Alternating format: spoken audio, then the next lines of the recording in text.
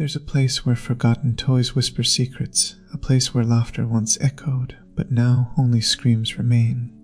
Welcome back to Playtime Co., a factory of lost dreams and even darker nightmares.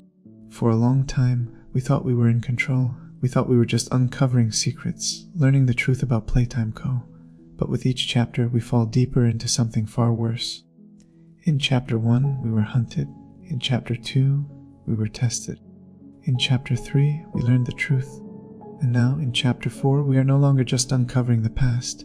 We are a part of the nightmare itself. There are things in this factory that should never have existed. Toys that should never have been created. And secrets that should have stayed buried. The sub-basement is where they put their worst mistakes.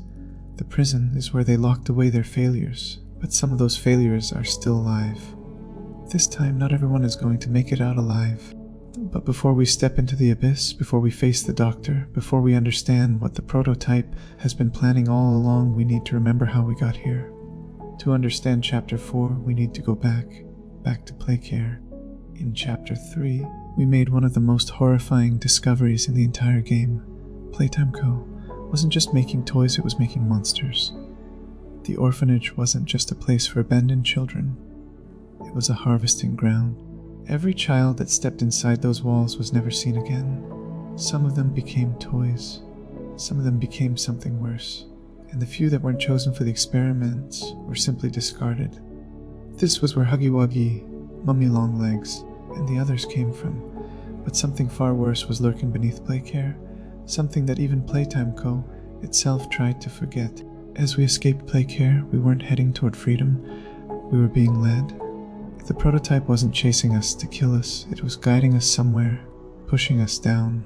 And now, we have reached the lowest level of Playtime Co., a place buried beneath the factory, forgotten by time, a place even the scientists were too afraid to enter, the sub-basement, the prison, and now we are trapped inside. At first, everything is silent. There is nothing here but broken toys, leftovers, pieces of old experiments, and then the alarm sounds. The walls break open. Hundreds of mini Huggies pour out, crawling over each other like insects, their eyes glowing, their teeth snapping. We reach for our only weapon, the flare gun hand. A single shot lights up the room, sending them scattering into the shadows. But we know they'll be back. Then a voice speaks. Interesting, he says. You are more resistant than expected. This is the doctor. He doesn't hunt us. He just studies. Unlike Huggy, unlike Mummy, unlike the prototype, the doctor is different. He doesn't kill for pleasure. He kills for knowledge. He was once a scientist here. But when the experiments started going wrong, when the factory fell into chaos, he didn't run. He stayed. And now, he is watching us. The doors open, and something crawls out. The nightmare critters, twisted, half-formed creatures, made from broken toys and human remains. They don't move like normal monsters. They wait, they watch, and then they attack all at once. It's a test. The doctor is seeing how long we can survive. And when we do, he sends in something worse. He sends in Yarnaby. Just when we think we are alone, something pulls us from the shadows. Not a monster, not a foe, but a friend. Doey the Doughman is unlike any other toy in Playtime Co. He is not cruel, he does not attack, he is warm, soft, he is kind. Poppy told me you'd be coming, he says. I know a safe place. And for the first time, we feel hope. Doey leads us through the ruined halls, using his own body to form bridges and open pathways.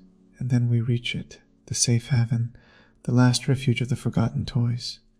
Inside, the last survivors have been hiding, toys that never wanted to hurt anyone. They don't trust us, they don't trust Poppy, but they trust Doey. And then everything falls apart. The prototype was never hunting us, it was hunting safe haven. It used Doey, it made him leave so it could attack, and when we return, everything is gone. The survivors, the home, the hope, all of it destroyed. And Doey, he breaks, a grief twists and anger mutates him. His body contorts, his voices merge, and suddenly he is chasing us. We don't want to fight him, but we have no choice. We freeze him, we shatter him. And as he dies, he whispers, I'm sorry, I just wanted to protect them. Poppy Playtime Chapter 4 is more than just another terrifying journey through the ruins of Playtime Co. Beneath its jump scares, chases, and eerie halls, it tells a story about betrayal, loss, and the cost of hope in a world that has already fallen apart. From the moment we enter the depths of the factory, we are forced to confront an unsettling truth. This is not a place of safety, and no matter how hard we try, we are just another pawn in someone else's game. Poppy, the once innocent doll, carries the weight of the past on her shoulders. She leads us deeper, promising salvation, but at what cost? Kissy Missy, a kind-hearted soul, is left broken and bleeding. The friendly yet tormented Doughman just wanted to protect his friends, yet he became a monster instead. And the prototype, he was always waiting, always watching, setting the stage for our failure. This chapter teaches us something truly heartbreaking. Not every hero gets to save the day. The safe haven, a last refuge for the surviving toys, was supposed to be a sanctuary, but in the end it became just another graveyard. Another victim of playtime caused cruelty. Dee's fate is perhaps the most painful of all. He was built from children, 3 souls, all desperately clinging to hope. But when his family was taken from him, when everything he fought for was destroyed, he broke. He didn't just lose himself, he became something twisted, something far beyond saving, and in the end, we were forced to put him down like a wounded animal. The prototype's reveal is the cruelest moment of all. He was always ahead of us. He let us believe we had a choice, that we could fix this, only to remind us how powerless we truly are. Poppy, overwhelmed by guilt and betrayal, abandons us. The final collapse seals our fate. So what does Chapter 4 really teach us? It tells us that sometimes, no matter how hard you try, you can't save everyone. That trust can be a dangerous thing, and that in the world of Playtime Co., the past never truly dies. It only waits in the shadows, ready to consume those who dare to seek the truth. We came here to find answers, but all we found were ghosts. This was Chapter 4, a story of broken trust, of lost hope, of a factory that refuses to let go. And the question remains, can we ever escape? If you enjoyed this breakdown, subscribe and hit the bell icon if you want to support my work. You can donate using the Buy Me a Coffee link in the description. Every bit helps me create more deep dives like this one. Until next time, stay safe and beware of the prototype.